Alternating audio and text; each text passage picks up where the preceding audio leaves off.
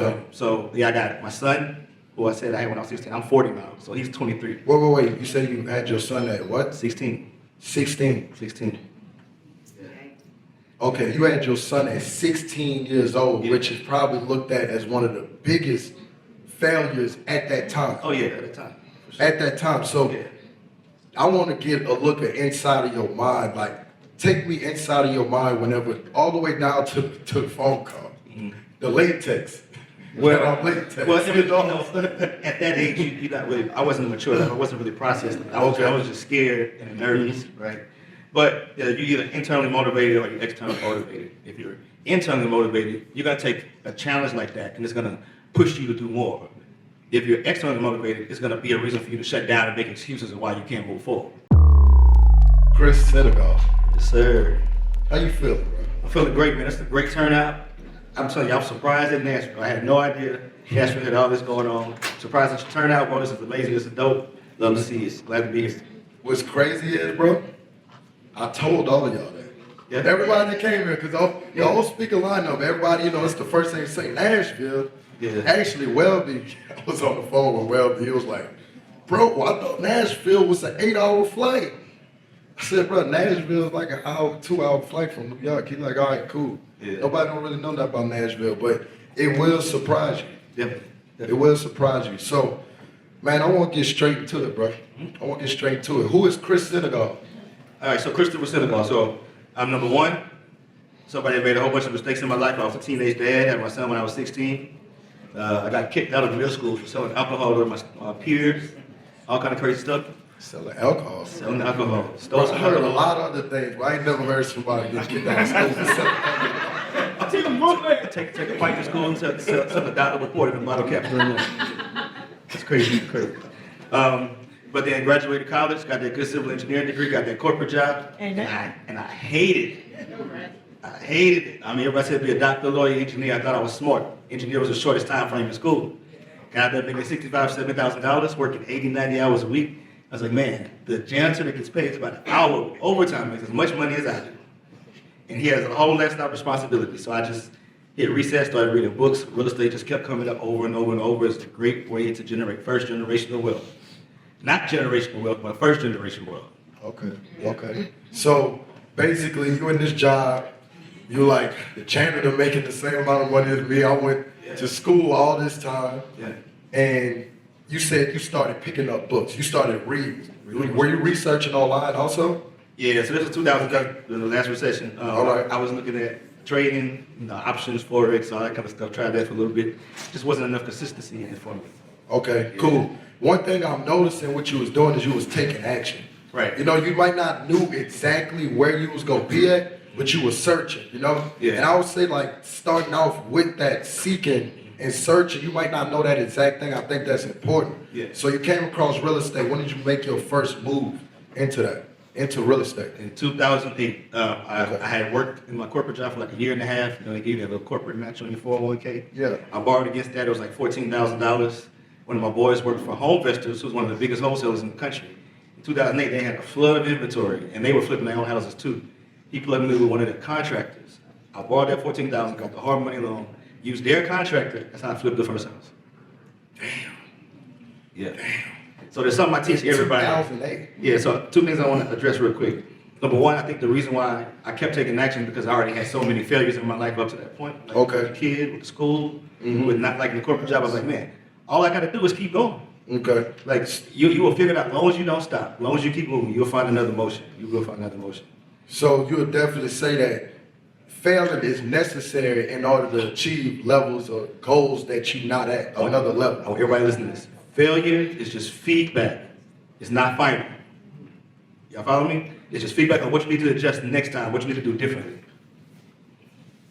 So basically, what you're saying is that you should fail as fast as possible. Yeah. Like you should look to fail as much as you can because you're gonna learn and download information as you fail. Fail fast or find somebody that has already failed and learn from them. Okay. So look, man, I want to, know a little bit more about you personally, man. Do you have a family? Do you have kids? Like, who are you doing all this for? Because you're doing a lot. I am. So I'm the only sibling of 5 to even graduate high school. So I'm carrying the whole family right Okay. So yeah, I got my son, who I said I had when I was 16. I'm 40 now, so he's 23. Wait. You said you had your son at what? 16. 16. 16. Okay, you had your son at 16 years old, which is probably looked at as one of the biggest failures at that time. Oh yeah, at the time. For sure. At that time. So I want to get a look at inside of your mind. Like, take me inside of your mind whenever, all the way down to the phone call, the latex. Latex. At that age, you're not really. I wasn't mature enough. I wasn't really processed. I was just scared and nervous, right? But you're either internally motivated or you're externally motivated. If you're internally motivated, you're gonna take a challenge like that, and it's gonna push you to do more. If you're externally motivated, it's gonna be a reason for you to shut down and make excuses of why you can't move forward. Okay. So you held yourself accountable then? 100%. I made the decision. I did that. I chose to do it. So now I got to respond to it. Right. Okay. So you 16 years old. You know you're about to have a son. Obviously, you finished school. You chose to get that engineering degree. Right. And you started saying I want more. Yeah. I want more. Well, at that point in time, I was socially conditioned to believe that once I got that engineering degree and that job, I was set for life. Okay. Everybody said you're gonna be you and good. That's not the case. Not the case at all. You need way more than one stream of income, and way more than just an employment source where somebody else can make a decision any day that can change your total lifestyle. So you wanted to control your life. I want to control my life. Facts. Yeah, bro. I resonate with that, bro. As a youngin, you know what I'm saying? And I feel like as a youngin, it's required for people to come before us and lay that foundation. I feel like a lot of our parents come from the working class where the American dream was get that job, the job take care of you, 401k, Social Security and all that. But people that, are closer to my age, you see that jobs, like Social Security is supposed to be insolvent by like 2032. Yeah. So that means it's done. It's over. Thanks. So I agree with you 100%. Like you need to be in a situation where you control your life, and what's better than owning your own business, being a boss, and also owning assets that take care of you. You know what I'm saying? Whether you step away from it or not. Yeah. And let me add this part. Even though I hated that job after the first year, I didn't quit that job till like 9 years later when real estate income had replaced my work income. And so it happened at work where they're trying to fire me. I was like, you know what? I'm just going to leave on my own terms. Okay, what type of level of focus, commitment, and discipline, and really vision you had to have for that? If I was working 50 hours a week for my job, I was working 40, 50 hours a week for myself, barely sleeping. Trying to find positions at the job where it gave me more free time to work on the real estate, but then always making sure I found other people that could help me in the real estate business instead of trying to do it all myself. And where was you living at this time? Where you originally from? Where you was living at this time? So actually I was in Memphis for the first year. Okay. Then I moved back to Houston, Texas. Lived in Houston ever since. Okay, so you was in Houston, Texas when you had this job for 9 years? Yeah. Okay, cool. So you've been in Houston. Shout out to the Illinois. I know Stu earlier was like, well, my people from Memphis. Do you have any connections, relations with Memphis still? I mean, I know a few of the guys out there that do a bunch of wholesaling and do construction, but okay. I don't have any. I had a property that I just sold it like 3 years ago, so I don't have any business time there. Okay, got you. Man, so Houston, Texas, bro, I can only imagine that, like Nashville, that city has changed a lot over the span of your lifetime, So being at the point now where, Mr. Buy Back the Block, how does it feel to be somebody that is a part of that change, Man, it feels good to do it the right way, because I started off doing the regular wholesaling, flipping houses. But then I realized sometimes the way we try to do that, you're going to take advantage of somebody that's at their most desperate situation, their most desperate point in their life, and you're going to lowball them on what that property is really worth when you could give them more, and that can help them transition onto the next phase of their life and make it a win-win. Okay. So I realized a lot of people weren't doing that, so I said, let me hit reset, let me figure out a different way to do this. So I stopped pursuing those types of deals. Started focusing on the one where it's mutually beneficial. Okay. So when it comes to our communities, usually when something starts getting redeveloped, like around here, there's probably a lot of gentrification going on. Mm-hmm. What I like a lot of people getting pushed out. Yeah, what I like most about the way I teach everybody to do it is, hey, when that big project is announced, go buy up everything around it so that you control what happens on that site. You want to make sure people don't get displaced, you become the landlord, you buy the property. Guess what happens in that process? All your values go up because you ride the wave of that big project right up the street. You basically following the money at that Following point. the money. If I'm Burger King following McDonald's. I like that, bro. I like that because McDonald's is a real estate company, Right. you know? They are. You really look at, the structure and the setup of that company. McDonald's focus on owning the real estate of every location they have. So, And they have a whole department that focuses on trying to figure out where do we put the next location? Does this make sense? Okay. Can we be the first one there? So if they got a whole team, they paying hundreds of thousands of dollars to their millions of dollars a year to their research for you, you'd be stupid not to follow the information they already figured out and be right on the side of it. Gotcha. So look, I'm gonna back it up a little bit. Again, I'm gonna back it up a little bit because I want the people to like really, follow this thing in a linear format. So you started out flipping houses, wholesaling, doing those things. Even before that, was there anybody in your family that was discouraging you or encouraging you? Like, was there anybody in your ear, or did you not even talk to anybody? You just went, put your head down, went to work by yourself? Now everybody, I think everybody when you get excited, you want to tell everybody what's going on. But a lot of times your close friends and family will discourage you from something, not because they don't want you to do it, because it's just because they don't understand it and they're too scared to take to this person themselves. So my parents were like that. They were like, Chris, you got this engineering job. Why are you trying to go out and do this real estate stuff? It's too risky. Just stick with your good job and your benefits and your retirement. Was that tough, like to feel like in a way, because as a kid, you want to make your parents proud. Was there a part of you that made you start feel like you was letting your parents down? Yeah, definitely. Especially in the beginning when you don't get the traction right away, or even when you do have that success, and you go try to talk to them about it, and they don't understand what you're talking about. Mm-hmm. So they still feel like, well, you made all that money, you must owe so much money. The IRS coming for you, or be careful. It's a big risk. Like it can all come down. It sounds too good to be true. All those types of stories. Yeah, Brian. Like what I got to say to that is like when you go pray at night, you Of course. the guy you pray. I know that. You're a man of faith. That's between you and him. Right. When you're talking to him. So like sometimes I feel like people get so caught up in wanting other people to be so bought in on their goals, their journey, but really it's between you and God. And along the way, the action and the work starts to speak for itself. So you started putting in that work. When did it start to speak for itself? When you start out flipping houses, wholesaling, when did it start speaking for itself? When did you like start getting some traction with it? I think the first 3 or 4 years into it when I started realizing that. What year is this? My bad to cut you off. It was like 2000. So I started in 2008 to about 2011, 2012. Okay. It's when it really started kind of being on autopilot. Where I had the team. Okay. I was flipping some, keeping some for rentals. Keeping that balance. Okay. Having some passive income, but didn't have to even touch the passive income because I still had the job in the beginning. Okay. So, Gotcha. but yeah, that's when it started having traction. But then I still wasn't happy with what I was doing because I had that single family portfolio, a house here, a house over there, a repair here, a repair there. I got to send my property manager around to go collect rent here, there. Like everything that will be controversial. A lot of people don't talk about the other side of it. So it was like a fragmented process. Fragmented process. It wasn't a system. It wasn't a system. And another thing I want to touch on, bro, you got into real estate at the time that the market was kind of crashing, Yeah. Well, I mean, as an investor, that's the best time. Yeah. Because it's all the inventory, it's a whole bunch of cheap stuff. Okay. And whether you want to be a flipper or you want to be buy and hold, it's still the best time to buy both because everybody that's losing their house still is going to have to rent somewhere. Okay. Yeah. So you would say right now, you're hearing a lot of that same news. Do you think right now is one of the best times for people to get in? 100%. Okay, no matter these interest rates being the highest they ever been, none of that. That's easy as a refinance when interest rates go back down.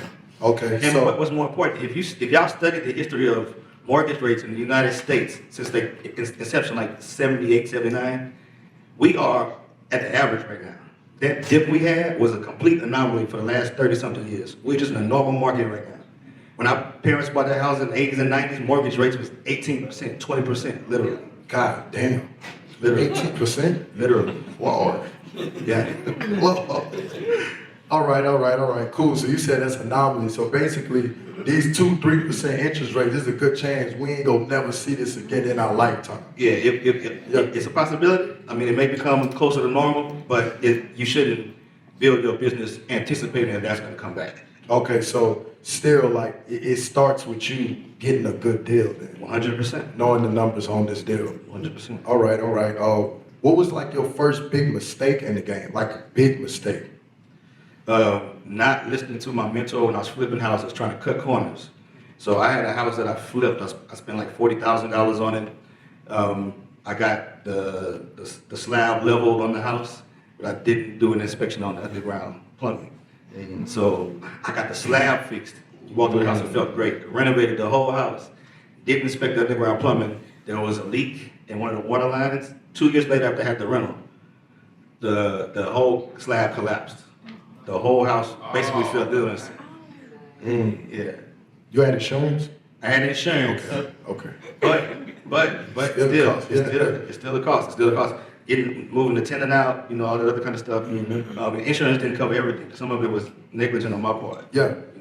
Yeah, they gonna always find a way to get out of it, So basically, that's crazy because you could have been in a situation where you sold that house and the other investor took on that problem and didn't know about it. And that's why I don't like the idea when people teach you how to flip houses, you do the bare minimum to get in and get out.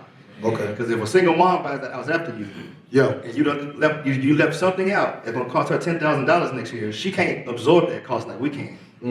So you gotta have integrity with the business as well. Okay. Got you, bro. So, all right. You mentioned that you wanted to find out a way to give people more money on their property, which in our world is kind of backwards, you know what I'm saying? Like, we always trying to buy at the lowest price possible, but you're like, I want to figure out how to make this a win-win situation for both sides of the game. Yeah. What year was it when you started thinking like that, and why? 2013. It was just a conscious thing for me. I was like, man, I can have all the money to myself. And I had one mentor. He was making like $200,000 a month, passive income from his in 2013. In 2013. But he was friends with a guy that owned all the car dealerships on a whole bunch of commercial office buildings. That guy was making $2 million a month. My mentor was miserable every day. He was like, man, I just gotta keep working harder. I'm not getting it. I'm not on this level. And that was eye-opener for me. That says if you're just chasing money, you will never be happy. You gotta find purpose. You gotta find a reason of what you're doing, why you're doing it. Okay. So basically, no matter what the number is, you gotta have a reason for why you're doing that. Because I could resonate with that because it always start off as a number. Then you hit that number, then it's another number, you know what I'm saying? Or it's a watch, then you get that watch, then it's another watch. Man, I think we kind of match it. I like that. I like that, bro. I like that. But I agree, man. I agree. When people talk about this word wealth, generational wealth, whatever you want to call it, I believe that wealth is a thing that you should look at circularly. And what I mean by that is this is not just finances, but it's also your health. I got it, bro. Spiritually, physically, and mentally. And you find a good balance with all of those, then I feel like you're truly wealthy. Because there's people, like you said, this dude was making $200,000 a month, and he still was not happy. And that's because he was focused on chasing somebody else. Right. And he wasn't really in tune with himself and what he really wanted. Yeah. Okay. So 2013, you started. So 2013. So let me tie it directly into what you just said. Okay. About wealth, and how we talked earlier about generational wealth, right? So the way I figured to scale up was to take a simple technique that I was taught with single-family investing, which is called seller financing. Okay. Right. So seller financing is when you don't have to go to the bank. You go agree upon a number with the owner and say, hey, instead of me going to get a loan, I can pay you over time this amount of money. We're going to set it up like it's a mortgage. Like, I'll give you a down payment. What do you want, 5%, 10% down? I'll start making payments to you just like you're the mortgage company. And then in 2 or 3 years, when I think the value's right, I'll go to a bank and refinance it at that point in time and pay you off. Or I'll just keep paying you forever. So here's my cheat code. I took that for what we do with one property, and I found people that thought they was creating generational wealth for their families. They built these real estate portfolios, but their kids saw them working too hard to run them. They saw them doing the repairs. The other side that people don't talk about. Yeah. We buy properties for people like that. Exactly. Yeah. You're chasing the tenants around. The kids have now got their own life, You got 20, 30 houses, multi-million-dollar portfolio. The kids don't want to have nothing to do with it. As soon as they get it, they want to sell it. Yeah, because they're not invested into it. Right. So guess what? That generational wealth just cut off right there, right at you. You had created passive income for yourself, but you didn't set the systems up right. Now they had property managers in place. They had realtors and brokers managing everything for them, where the kids inherited an ATM machine that might have been generational wealth. But then I step in and say, hey, kids, let me buy it from you. Okay, so kids, let me buy it from you. Kids, let me buy it from you. Before you say that, you just said something real big, bro. You just said something real big, that seller financing, basically playing your own bank. Yeah. Where you learn that from? Like, you were scrolling, or you started researching and came across that too? Yeah, no, like I said, people were teaching it, but they were all teaching it on the single family, single home level, right? Okay, Single gotcha. property level. But I realized it's the exact same process. If you can find somebody that owns some type of asset, it could be a business, it don't have to be real estate. And you can talk them into becoming the bank, like working with you over time to buy them out, then that's a win. That's always gonna be a win for you. I've got some deals where I talk them into nothing down, like no papers out of pocket. But I'm telling them, I know that this area is about to pop. I know the value is gonna go up this much right here. So I can pay you more than what it's worth right now. Because in 3 or 4 years, I know it's probably gonna be double the value. So I can pay you $20,000, $30,000 more that you're asking at market rate right now. So you had to build a high level of trust with that person. So you said something about becoming the bank. You know, and a lot of people don't even understand what the bank do. You know what I'm saying? Like, who in here truly understands what the bank does? What's the purpose of a bank? Put your hand up if you truly understand that. Okay, so a lot of people in here do not understand, you know, what it is to be the bank. So when you say you're convincing these sellers, or not even convincing them, showing them how they could become the bank, what is it that you mean by that? Can you give me like an example or break it down numbers-wise? So does everybody know that the word interest only means the cost that you're paying somebody else to use their money? That's all it is. Okay. Right? So when you tell somebody, hey, you already own the property, I should be paying you interest instead of going to borrow money from a bank and paying them interest. Okay. Right? So now they're looking like, all right, you're telling me about some value I didn't know I had. And just like a bank, if I stop paying you, you can take the property back from me and then start over and refinance the whole amount to somebody else. Okay. So they really become the bank. I think I remember reading that in this book that I think everybody heard of, Rich Dad, Poor Dad. Yep. It's a book you could get for like $10. And he talks about, you know, that whole situation of, you know, doing deals like that where he would be on the other side of it, lease a property, somebody, you know, so basically the banks are convincing everybody or forcing everybody in a way to play this game that really anybody could play it. Anybody could essentially be their own bank if you have something of value and somebody else wants it. Facts. Okay, man, because, you know, we talked to Mr. DJ Wooten, he has a piece of land, and he was talking to me about how the Metro was offering to buy a piece of his land for $1 million, and he declined it and instead chose to lease it to them for 50 years. You know, so do you think everyone should be just so trigger happy if you have an asset to just sell it and take the cash, or just look at it overall and how you could, you know, utilize this property, this asset? It all depends on where you are in your cycle of investing money and what your goals are. I want to pull something up on my slideshow. Okay. Let me see. I want to show y'all some real life examples of this. Okay, yeah, nah, we definitely need to see that. Let's go. What we got? Miss Shia, where you at? Can we get somebody to help with the site? There we go. I'm right through. We got an engineer up here, so I think he's pretty smart.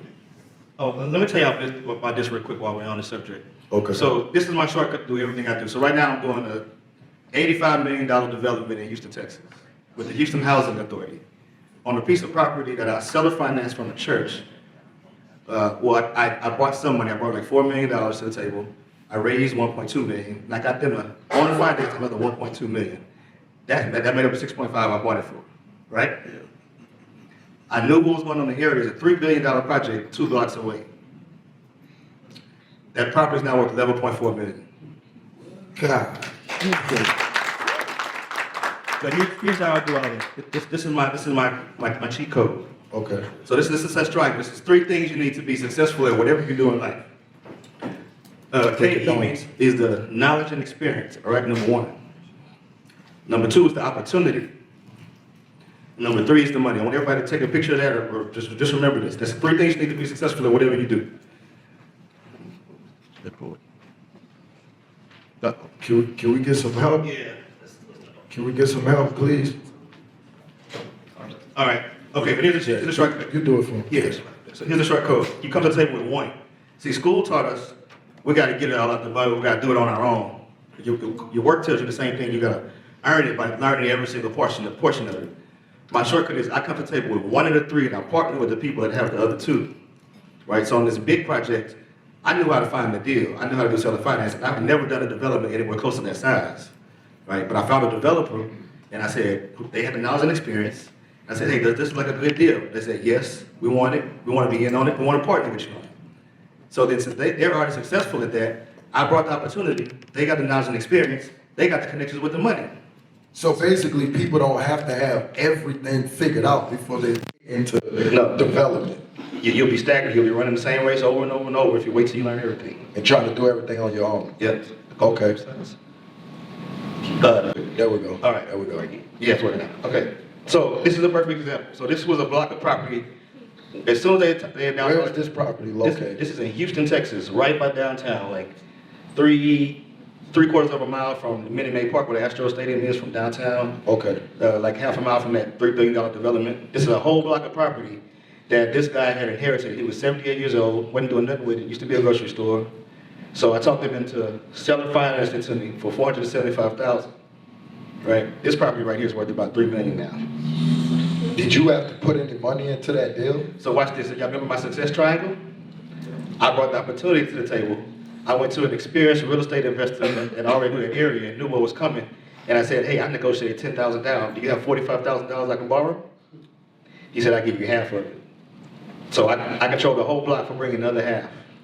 So basically, you need money, but it don't have to be your money. It don't have to be your money, that's what they said earlier. So $22,500 gave me control of this entire block of property. Okay? That's amazing, brother. That's amazing. So when did you, because, all right, you mentioned something earlier. You stopped wholesaling and flipping and you went all in with development. Yeah. I got one question. Do you believe that people could go straight into development without having to wholesale and flip? I wouldn't suggest trying to do your own deal, but partnering with somebody. Yes, bringing opportunity to the table, letting that be your value, your equity, so you can get in the deal and learn how it's done correctly. Okay. It's always going to be a shortcut to give up something in order in exchange for the knowledge and the experience with somebody else. Okay, talk to me more about this deal. So you seller financed it, $475,000, put down half of the amount for that deal, leverage somebody else. Basically, you're the visionary in this. Where we at now with it? All right, so let me go forward and show you what we did. So next slide. I got it, yeah. I'm gonna run through this. So number 1. Point it to the thing. Point it to there. No, it's changing. All right. My bad, this is the words of the Bible changing. I'm trying to get to this. So I was the first new construction in the zip code. I took a risk because I knew that everything was coming to the area. And since I own the property with the owner, I was able to get somebody to use their self-directed individual retirement fund, IRA. And they put up the money for the construction for the first few houses. And then redevelopment started, and that's what the same property I just saw, that's what it looks like now. Sheesh. Built and sold all of those. I built them for about $170. So the first one for $279, so the last one for like right at $300. Okay, so that's a multi-six-figure deal. Multi-six-figure deal. It's just one play that you leverage someone else's money and experience to. Yeah. Man, that's amazing, brother. And then take a step a level deeper. All of the buyers of those are people that grew up in neighborhoods just like that, or neighborhoods similar, right? So they come from the hood too, but they went to college, got degrees, got all that kind of stuff. Usually when you get out of school, the only option you got is to go back to the suburbs, go back to the suburbs. You don't have nothing back in the neighborhood. Yeah. So I knew this neighborhood was turning around. I took a risk. People thought it was gonna be hard for me to sell them. All 5 of these first ones were pre-sold before I ever done. Okay, so look, you said something key just now. You said people thought you was crazy for doing this over here because you brought a whole bunch of value to an area that probably didn't have, you probably one of the first people building houses like that over First there. new construction in that whole zip code. Okay. It takes some vision and courage to be one of the first investors. You always hear other people say, don't reinvent the wheel, follow what other people doing. Mm-hmm. But you said, I'm gonna build the first redevelopment in this entire zip code. It was a test of my theory that if I can be close to really big development projects, the projects are going to be successful. Okay. Here's another important part about that. If you do that, in the worst case scenario, you buy in the right price, the right location, the land value is going to go up so much that even if your project fails, you can still sell the land and at least recoup your money. And come up off the dirt. So look, man, I want to ask you about this because you got this term of Mr. Buy the Block. Mm-hmm. When you got that name? I think probably the next project on this list. Oh, by the way, y'all remember I told y'all the first new construction over there? Look at all these comps now. 329. That house is 200 square feet smaller than the house I did. That's one of my students actually. He's building over there now. So, which also means my buyers have over $100,000 in equity in their house right now, and they weren't even trying to be real estate investors. Man, hey, man, right now, where can these people find you, bro? Instagram, where can they find you, It's just bro? my name, Chris Senegal on every platform. Chris Senegal on every All right, Chris Senegal, man. Make sure y'all follow Chris Senegal, man. This is good. Y'all clap it up if this is good. If you like this stuff, come on, man. Clap it up. All right, so there's another thing that I hear you talk about, man.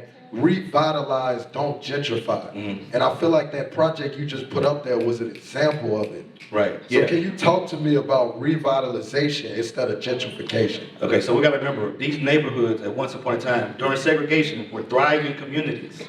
We're talking about people that were free slaves that went to these little settlements and to start their own towns, right? They had to be everything, the cleaners, the professors, the church, the bankers, the auto business owners, the employees, the teachers, everybody lived in the same neighborhood, right? That's what these neighborhoods were. After desegregation, a lot of people moved out of them and left them abandoned. So a lot of the poor people that didn't make it out are what's left there. Gentrification is when somebody that doesn't see any value in that or any value of the people in that community come in and do whatever they want. And they just push them out. And they push them out. Now, but there's a better way to do it, the way I do it, like that last property.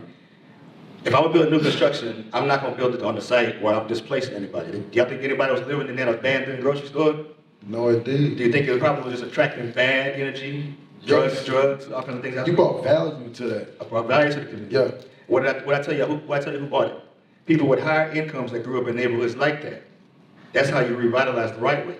Okay. And then what I talked about. Because they want to live there. They want to be in the community. They want to be in the community. But you got to make it worth it for them. You know what I'm saying? You have to create the opportunity for them to live in the community. And the number one way to make money and be successful is solve problems. Create opportunity. Create opportunities. Create opportunity, man. I love that you took the road less traveled. Yeah. You know, like, again, you know, you always hear, don't reinvent the wheel, the information's out there, follow what this person do. But you was what we call it, someone that was like, I'm gonna go left. Everybody else going right, but I'm gonna go left. And you said, because I knew, I had this theory that if they're building this $3 billion development, sooner or later, it's gonna spread to this part of town. Facts. Okay, so how do you find these people, you know, that you choose to put inside your property? How you find these people? How you even go about doing that? Well, okay. So for the new construction, word of mouth, social media, networking, talking to people that represent the type of people I want to be in the properties, right? So like agents. Real estate agents, real estate brokers, yeah, just social media, just talking, just going to professional networking groups. I may go to the MBA association or the dentist association meetings and just talk to them about, hey, you want to live in this area. I may go to college recruiting events where the people just getting jobs want to know, where they can live in the city. All different resources. That's your target pool for buyers or tenants is going to be in those areas. So does this involve you being in a situation, because we touched on this earlier, you have to build a high level of trust with these sellers for them to, basically partner with you on these deals in a sense. Mm-hmm. Does this involve you educating them in a lot of these times, like the realtor, the potential new buyer for the property? Like, are you in the situation where you're laying out the whole vision and the plan for them? Yeah, the team has to be able to educate, especially if they don't have any understanding of real estate. Well, I explain things, but I don't convince. That's the worst. Okay. You never want to convince somebody to do something that they have a second guess about. Okay. Yeah. So you basically just telling them the truth. Just tell the truth. And if you spend enough time just putting the information out there, eventually you will find somebody that understands where you're trying to go, and they'll come along with you. Okay. I tell people this all the time. The amount of energy and time you spend trying to convince somebody should be spent on trying to figure out the solution. Because those same people that trying to tell you why it's not going to work will ask you how the hell you did it once you do it. Yeah, and a lot of those people that's never done it before. Never done it. Never done it a day in their life, man. So, man, I like where it's going right now, man. So you all in on new construction development. Like, that's basically your focus. Number one focus is development. Yeah, mainly, but it's also redevelopment too. So you asked about how I became Mr. By the Block. So that first property just happened to be a whole block that I bought, but the new construction now. So people started asking me, well, what are you doing for the existing residents in the community? How are you protecting them? So like I said earlier, if you want to protect existing residents, you become the landlord. So in this picture, you guys see all those little blue houses right there, and that tan house on the street, and a white building. So that's a portfolio of 20 properties where I did the same thing. One property owner, the kids didn't want it, the parents were trying to sell it. A wholesaler called me and said, hey, I got a property, I got an opportunity for you. Can you help me get it off the market? Okay. So this was on the MLS?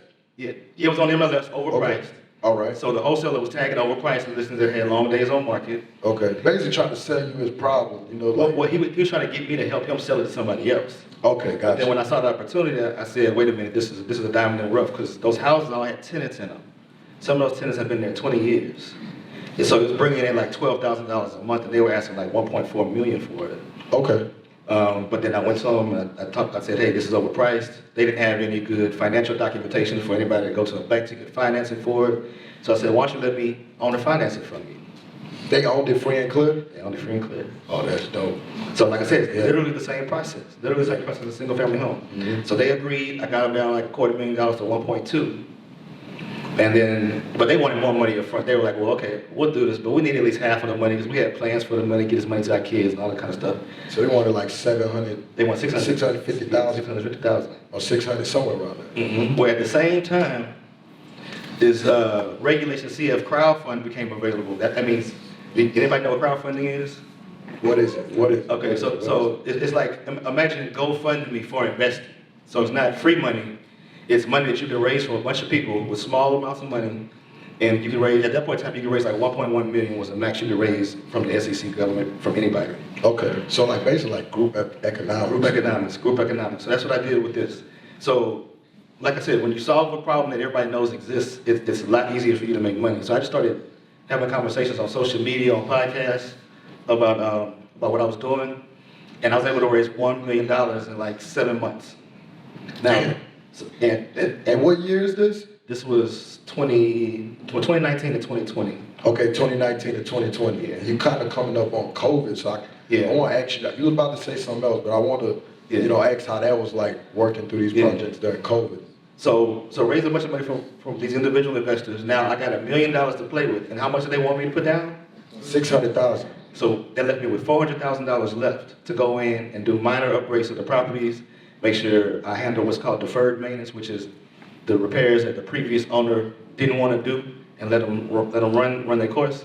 So we went in and we did some of those repairs. And how important it is for people to make sure they're working with someone they trust, because I've seen situations where investors use that extra 400 to go buy a Rari or something, go buy. Yeah, that's the most important part. And that is the biggest risk with it, honestly. I mean, you gotta work with somebody that has integrity. Yeah. And even when Will B was talking earlier, when he kept telling y'all to type those addresses in and go look at that stuff, if you couldn't do that when he said that, you need to learn how to do that. Yes, because if you try to learn from somebody, you want to make sure that you can hold them to the same file and say, okay, give me your address. Let me see this. I'm gonna pay you this money. Show me proof that you really are doing what you say you can do. Yes. I mean, it's all public information, so you gotta verify it. Yeah. I was one of those people. I'm verifying everything.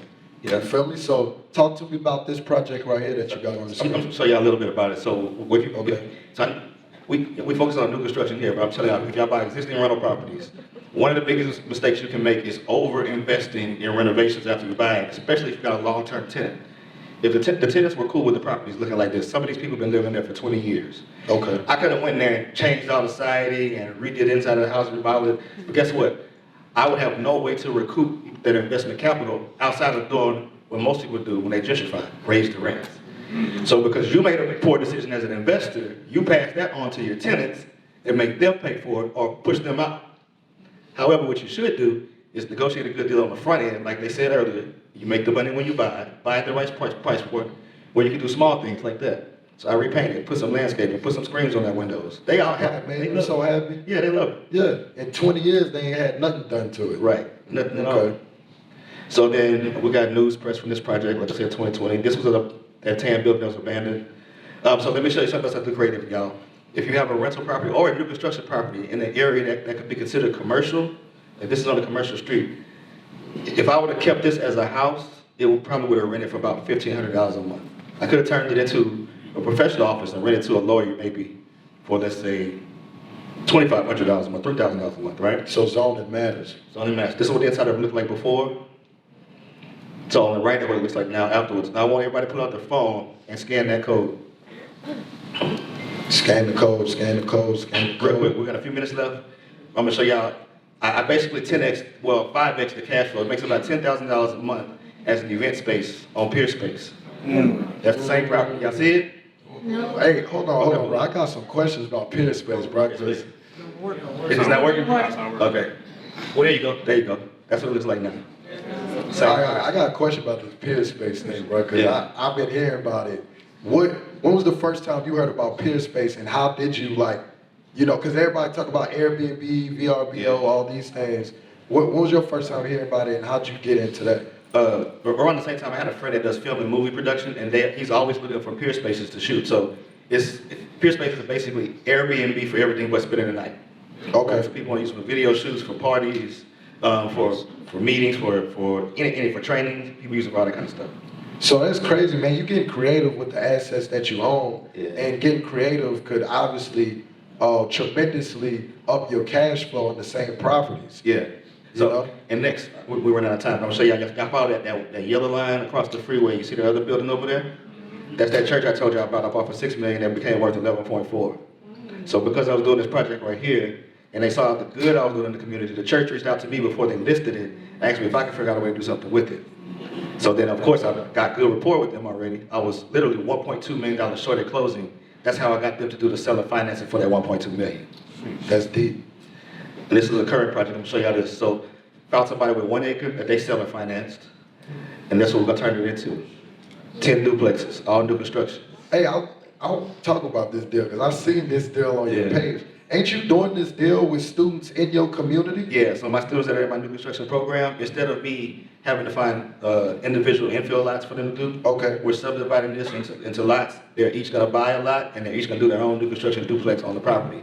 But I'm controlling the architects, the contractors, the engineers, everybody. So I know they're using my team, so I'm up for success in the beginning. Yeah, because you know what it's like to trust people that didn't do what they said they was gonna do. Because I seen you talk about this guy that was $1 million in the hole on the deal, and y'all came in and was able to help him get out of that situation. So how important it is to be in tune with your general contractor, your team of subs, in development projects. That's the most important part, because you depend on that team. It doesn't matter how much knowledge you have up here. The execution is the only thing that matters. Yeah. Like said earlier about getting to the closing table with maybe Wilbur too. Welby, Once you getting to the closing table is the easy part. Spending that money, making sure you can pay that debt off, making sure you can make a profit, make sure your team can execute. That's what's really crucial. So don't try to figure it out on your own. Don't go to no networking events for the industry and try to interview people and figure it out. Find people that actually got track records. That means stopping at construction sites, asking the contractor for their contact information, asking a listing agent, who was their builder, or asking the builder who was their listing agent, so you get that good listing agent that already knows new construction in that area. You gotta find a team that's strong, and don't depend on your own judgment, or either learn it from a mentor. That's the only way to be successful with it. Do you recommend anybody trying to build a house? Hell, without nah, bro, like seriously, I've been talking about this all the time, and I'm like, bro, it's crazy. I believe that new construction, let me know if you agree. I love new construction because I feel like it's more scalable. Well, not feel like, I know it's more scalable than flipping. Yeah. You know, because it's a team that you schedule out to do these jobs. Yeah. But at the same time, you can lose big if you don't know what You you're doing. don't have the right team, but you're right. New construction is a system. It's like assembly line, right? When you're flipping houses, every house has a different problem. And no matter how well you point it out in the beginning, once you open up a wall, once you look in the attic, once you look under a house, you're gonna find something else. And so whatever those numbers you think you have in the beginning, almost 100% never end up being the final number. However, with new construction, your numbers are exact. And everything's brand new when you're done. And I see you talk about it, man. I see, you know, a lot of your people, like, they first deal, they making 6 figures on these deals, on their first new construction deal. Yeah. So, like, anybody, if they got a job, a doctor, a lawyer, whatever they are, if they're making some type of money bankable or know somebody like you, they can make an extra $100,000 in a year. Oh yeah, facts. Yeah, if y'all follow me on my Instagram, I got all my students tagged. I got one of them. His medical device job, he makes $65,000. His first duplex, he made $140,000, and he still kept his job. He still got his job. So basically, like, almost he doubled in half his income. His income on one deal. And now he's got 3 new projects going at once. So you do the math, you know. So basically, he did that one deal. How much you think he learned from doing that one deal? Because now you said he went from 1 to doing 3 projects. Well, I feel like most people just, when they're on the outside looking in, they just look so far down the road and feel like it takes so long and so hard to scale. But really, I feel like if you're doing it the right way with the right guidance, 1, 2 projects, you could start scaling quickly. Yeah, she said we're running short on time. But yeah, you're 100% right. But once you have that team in place, once you have that entire team assembled, as long as you keep feeding the money into it, and you can execute over and over and over. So he learned that it took him 4.5 years of owning that property before he could get something off the ground. Once he met me, he got it done in a year. Okay, what was the number one thing you brought to the table that shrunk 4 years down to 1 year? The knowledge and the team. Okay, so you brought 2 pieces of that triangle to the table. Now he just bought 1, the deal, the opportunity. He bought the deal. Matter of fact, the contractor even brought him a better hard money lender than I had. Because that contractor had a relationship with somebody that they had funded on several deals, and they had a good relationship. Man, this some good stuff, bro. And I know we getting short on time and we about to wrap up, but I got a few more questions. Y'all want to hear a few more questions, man? A few more things. Chris is dropping the game right now, bro. Like, I'm taking notes too mentally, but okay, I want to talk about the other side. You know, in development, what's like some mistakes that you made in the game that you learned from in development? The first one was that first new construction project. You asked the perfect question. How important is it to have the right team? I started off trying to do it on my own, and I lost $40,000 spending money with the wrong people, the wrong architect, the wrong people that are trying to help me raise money. I had surrounded myself with people that had the same mindset as me, ambitious, young, everybody wanted to do it. The problem was we didn't have nobody on the team that had actually done it. Preach.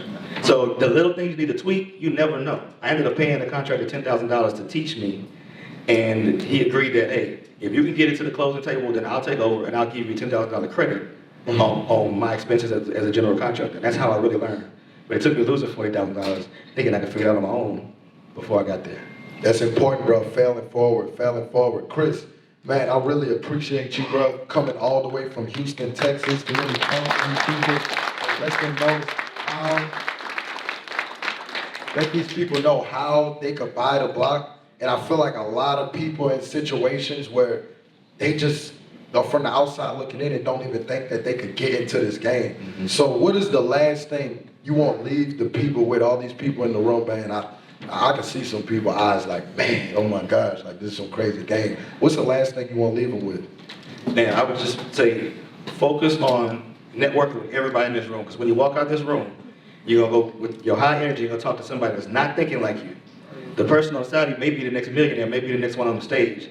Protect your mind and your mental energy. That's more important than anything. Mindset is much more important than this technical stuff. I teach the new construction, he teaches new construction, Will be a teacher how to invest in multi-families, Keith will teach you how to wholesale. All that stuff is out, the information is there. It's the mindset that's the most important part. And do not let that be disturbed or taken away by putting that information on the wrong people.